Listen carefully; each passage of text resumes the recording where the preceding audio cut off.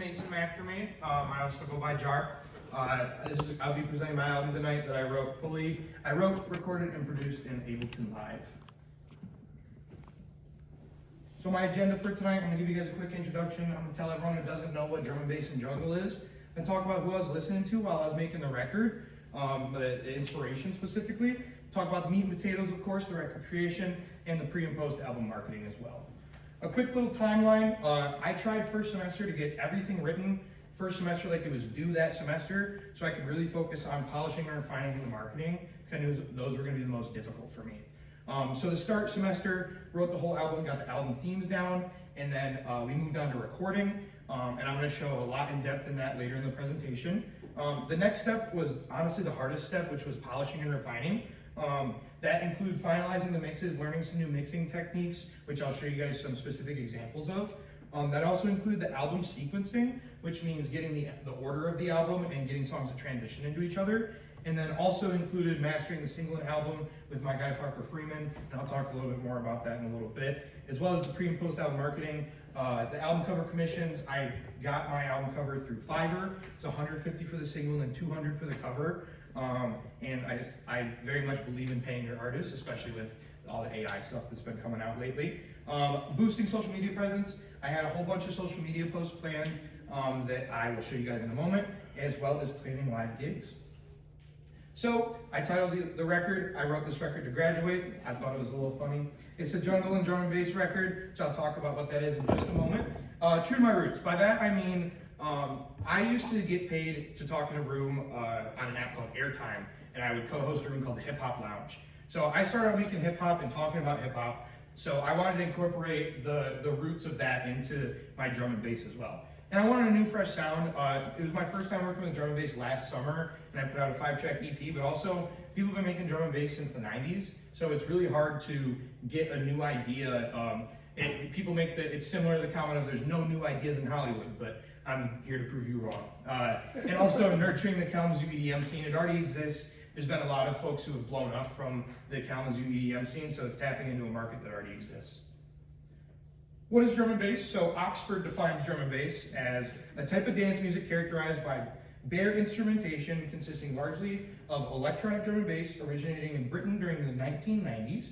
And then jungle, which is the parent of drum and bass, Red Bull defines it as combining the earth-shattering bass and dub effects of reggae sound systems, rapid-fire breakbeats from old-school hardcore, samples of gruff dancehall MCs, plus occasional ambient pads and sweet vocals. Next, who was I listening to while I was making the record? So here I've got a screenshot from Nina Archive's Boiler Room set. One of my favorite new jungle artists. She actually just got an Apple commercial, really big for her. It's really pushing jungle and drum and bass to be a global sound rather than just a European sound. Speaking of pushing it global, Chasing Status actually just performed yesterday at Coachella. He was one of the headliners. Anyone who knows EDM has heard the song About It On, or a remix of it with that vocal used because it's so popular. That's the song that got me wanting to make drum and bass. Also Benny Page, he's an older jungle artist. He has a song with someone I'm a big fan of, MC Spider, who I'll talk about in a moment, called Walk Like a Junglist, that really just inspired me to make some cool music because I thought it sounded cool. Next, I've got a more modern sound that really inspired me. So from left to right, we've got 1991, Subfocus, Culture Shock, and Dimension. Together they go by the group name of Worship. They're characterized by a really clean sound. They've got a choppy 8th-note bass that I use in the intro and a few other tracks, which you guys will hear in a little bit. Really clean sounds and drums and really clean high leads as well. And one last inspiration page, I wanted to feature Shy FX. He's an older jungle artist as well.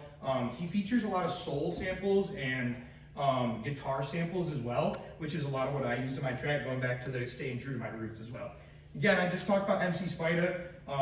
He just replied to one of my Instagram DMs, and I was really excited. I was gassing him up on a song that he just put out.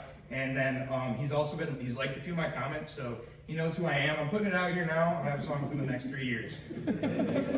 I've said it, it's gonna happen. So I'm gonna talk about the record creation now. Most of it was created in my room. We did one session in going between 2002 and 2004, because I definitely didn't book the wrong room. So all tracks, like I said, were recorded in my room except for one, using only an SM58 and the old trusty Not At All Focusrite Solo. This was a picture from the vocal session for Still Love Syrup.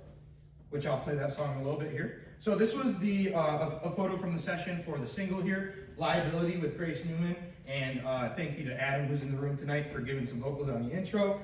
Brett came and stopped by for this track and helped out. Grace came to the session with a guitar track, and we just laid that down, then I brought it back to my house and wrote all of the EDM parts from there. So we started not EDM at all, then completely switched it up. This song here with these two visuals it was one of the first songs created. Chase Lucas, who Austin brought up earlier, super great guy. He laid down a guitar solo and drum and bass line. I don't hear that very often. I was really excited for that. This song here, shout out to my guy Josh. This song actually ended up being the most streamed so far, which I was surprised because it's a slower, like kind of sad song. It was one of my favorites, so I was really happy that people like this one. This next session, one of my favorite musical experiences I've got to do. I got to go to my high school band director's house and record with him, and that was really cool. He laid down some saxophone, and as well as take a second to talk about Brett here. He's in the room. He's been a really good inspiration to me this time. I'm really glad we got to get a track together. He's just an animal of synthesis, and he's very specific on the sounds that he wants, as opposed to I kind of throw stuff at the wall and wait till it sticks. And we would just tap back in 30 minutes on the computer and just saw what we could make. And I'll play that song for you guys in a moment as well. Next, you're going to be hearing the Amen break right now. And that comes from a track called Amen Brother. It's an old soul song, and it's like one of the most known drum breaks in jungle and drum and bass. A lot of the drum breaks will sound real similar to this one, and a lot of them are just the Amen break with extra vocals, or extra effects, or chopped up. So the synths we use mostly were Serum and Vital. I'm going to open up a patch in just a moment. And when it comes to my vocal processes, I switched halfway through to Wave's Pitcher rather than Antair's Autotune, because they changed the authorization, and that wasn't cool. So I had to buy a whole new Autotune. Then I also got Wave's Doubler, which was really cool. You can spatially place your doubler sounds and delay them, so it gives a really cool, like, meaty, thick sound to your vocals or even synths. And I'll just let this play really quick. I opened one of the synths here, and I'll briefly explain it. And this is Brett and I's song, Crash Out.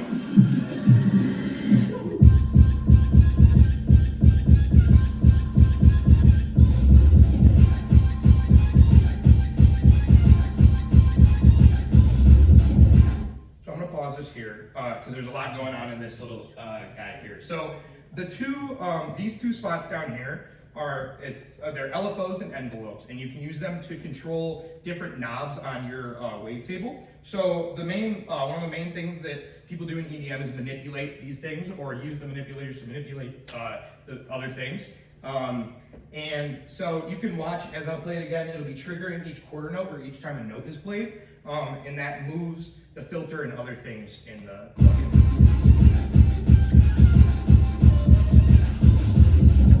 And I'm gonna hop over to the next slide here. Talk about a couple mixing techniques really quick. Any producer knows that the key to a good song is automation. And also any EDM producer knows that throwing on OTT like 3 times just makes it sound good. But please change the parameters, don't just put it on there. Also mid-side EQ, it became a joke in our Capstone class. I was so infatuated with how powerful it was that I would tell everyone that they needed to do mid-side EQ. Joke came, I'll take you to the church of mid-side. But mid-side EQ, for those who don't know, you can attenuate or you can change frequencies on the middle or the side of your stereo mix. So it makes it so that you can keep sounds really loud while still being able to hear the important contents, I mean. Also distortion, Brett showed me the dark arts of Serum FX.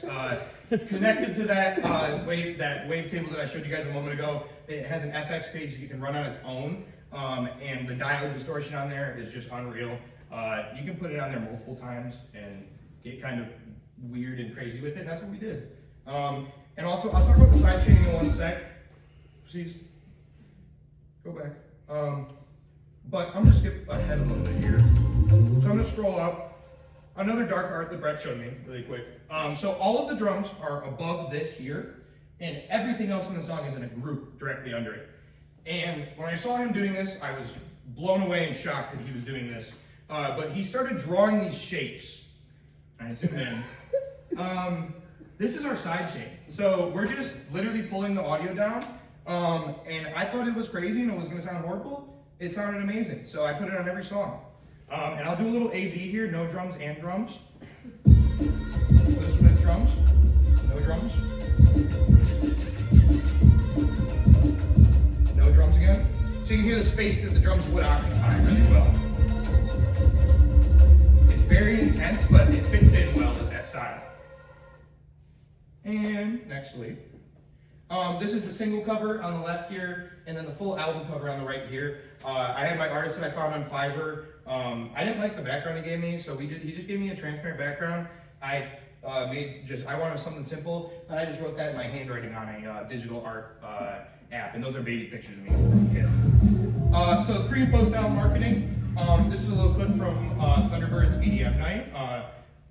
Super big thank you to Adam Freeman and Brandon Wesley for having me out that night. I got a bunch of social media posts planned, like I said earlier, and I'll show some of those in just a sec. Next slide. There's some business cards as well, and we did an album release rave at my house, which was real cool too. So these are a little silly.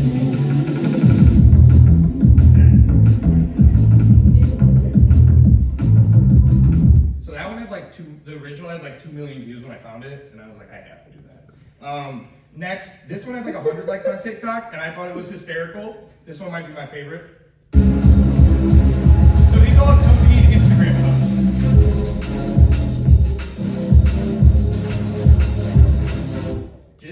And so I was getting recommended the goofiest dancing videos, and I was just finding the funniest ones I could. Because if you just post like a screenshot of an audio, an audio player, everyone's gonna be bored. You need someone to look at. And then it's also Brett Knight's song as well. Or a video I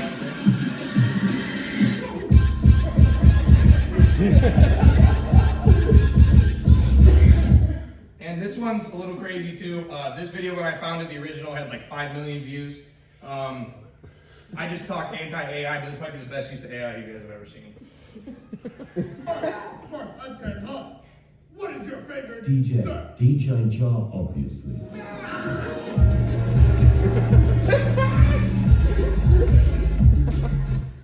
These are the business cards. So on the front, I have a QR to my website, as well as a QR to my latest album. Lesson learned: don't put the title of your album on your business card because you're always going to make a new one. But it is a living link, and it takes you to the new record now. And I have all my contact on there. I got 500 of these for $50 on Canva. Everyone who's graduating, you should really make one. Next, we had the album release party. Big thank you to Mitchell Argenbright, Brett, and Cole for helping put this event on. And thank you to Jack, Skylar, and TJ for coming out to perform. I got a couple of videos really quick. This was just probably one of my best college experiences. And thank you to everyone who came out and helped promote this as well. So this is a quick video of the performance with TJ.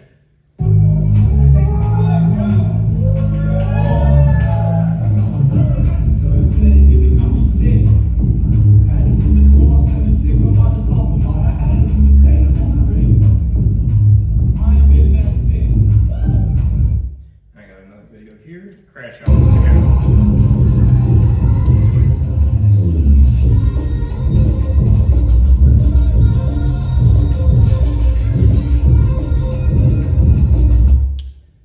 And really quick, I'm gonna run through this quick because I'm running out of time, but some very special thank yous and credits.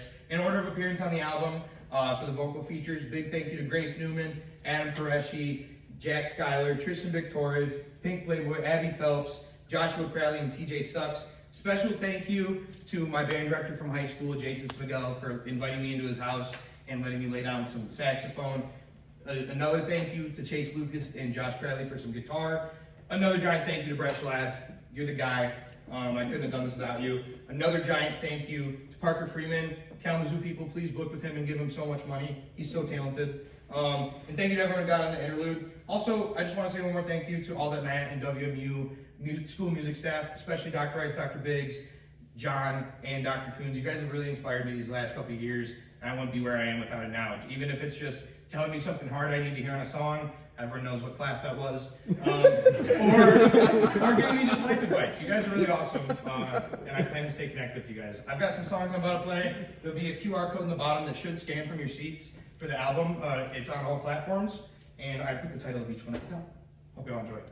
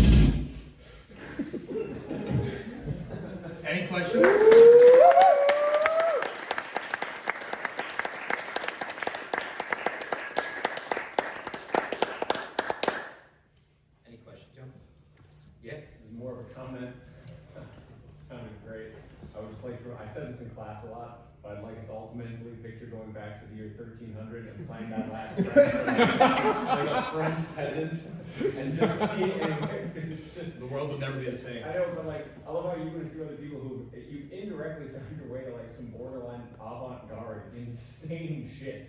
And it sounds so I appreciate cool. that. You know, it's, like, it's amazing how non-traditional this is, but it still works. Anyway, you totally good line with it. So. Thank you so much. Yeah, Parker.